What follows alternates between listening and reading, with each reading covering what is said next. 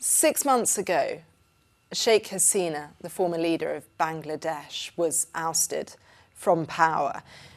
She is accused of overseeing a state-run system of secret detention centres where people were held, many tortured, some killed. She's now in exile in India. Just how confident are you that she will stand trial? She will stand trial, there's no doubt about that, because all the evidences are here. But she's not physically present in Bangladesh. So the question is, can we make her present in Bangladesh? That depends on India and also international law guiding all this system, how it works. So we'll be already asked India to hand over Hasina to Bangladesh to face the trial. So the question of trial is not if it will be happening in absentia or in her presence. It will be taking place, not only her, and all the people who were associated with her family members, her clans, her associates, and all the oligarchs, people who promoted her, supported her, made her the way she is. Do you believe she was an architect of a secret system that tortured its victims? And are you surprised by how many of these sites appeared to have been uncovered now? Horror stories are usually entertaining things for people. So this is a real thing. And one person and her whole administration dedicated to that, doing that every day. I don't think history ever had that kind of person. You hear about oppressive leaders and so on, not of the kind that Hasina stood up. You've asked India, made clear you want her back. Have you had any official response yet? I would say no, no official response, but we are waiting for that response. Are you hopeful? I hope so, if the law requires that. I mean, it's a legal issue. If they are required to send her to Bangladesh, I think it's international law will guide that decision. Are you having tough conversations with New Delhi? We have sent formal letters, so not conversations, but formal letters to make sure that it's understood. You recently personally visited Ainaka, the House of Mirrors, this infamous ultimate torture chamber that was hidden from the public for so long. Were you shocked by what you saw? Shock will be a very mild word in a situation like that, when you see things and you've been hearing about it, you've met those people who suffered through those most heinous thing you can imagine a human being can do to another human being. It's just the ugliest thing that you can see, you can feel, you can observe. Investigators do now say there are hundreds of sites like the House of Mirrors across the country. The families of the disappeared, some are desperate to get inside these locations. Why haven't they been able to get access yet? This is within the police territory or army territory, so they have not opened it to the public yet, because this will create a bad response from the army and so on. Those kind of fear that the public gets into the cantonment area where they live, the army people live.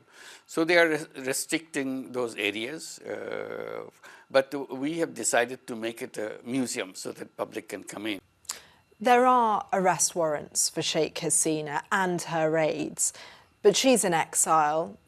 Others have fled the country, and there are some of the alleged perpetrators still working in the system.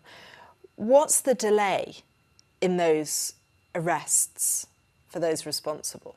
Everybody was involved in it. The whole government was involved in it. So you cannot distinguish who is really enthusiastically doing it, really doing it under orders, not quite supportive, but carrying out those kind of things. So those are the things which are taking time. In July and August, there were deadly protests. The UN now says as many as 1,400 people were killed in those days before Sheikh Hasina fled. Will the families of the victims see justice in your administration? We are trying. We cannot guarantee because we are a short-lived government because legal process is very slow. So we cannot push it either. So we are identifying, we're letting them go through the process. Some will get punished, some will still be under the process, some will still be untraceable, trying to find out where that person is, what happened to that person, and so on. So I would say we'll do our best to do as many as possible during our time, but many of them will be in progress in the situation. They didn't get the punishment yet, but they're going through the process. Tulip Siddiq was Britain's former anti-corruption minister, but she recently resigned after growing pressure over an anti-corruption probe here in Bangladesh, where she's being investigated. Do you think she should be extradited? If she's proven, and again, there's a legal issue. If she still has a Bangladeshi passport, I guess she doesn't have a Bangladeshi passport, she will be UK citizenship. So whether we can bring back a UK citizen for trial in Bangladesh. And so those are issues I'm not very clear about. Do you think, though, that this is a serious case that does warrant further investigation? Oh yes, our Anti-Corruption Commission is taking it very seriously. She has so many wealth left behind here, and they will check everything and see how she should be made responsible. A huge issue for you is the Rohingya refugee crisis. There's been talk of establishing a humanitarian corridor from Bangladesh to Myanmar to enable the repatriation of Rohingya back to their home. Are you in talks with rebels in Myanmar to make this happen? We have contacts with them because there's a new inflow of Rohingyas coming to Bangladesh. So we had to deal with their army on the border to allow them to easy or systematic way of entering, because we need to have their biometrics done so that they don't disappear within the country. And one thing that we started discussing with the international organizations, can you help them to keep them on the other side? Do everything that you do on this side, but it will be on the other side, so that they are not pouring into Bangladesh territory. So this is what the safe zone idea came. And we said, we'll cooperate if you want to take any resources to take care of them.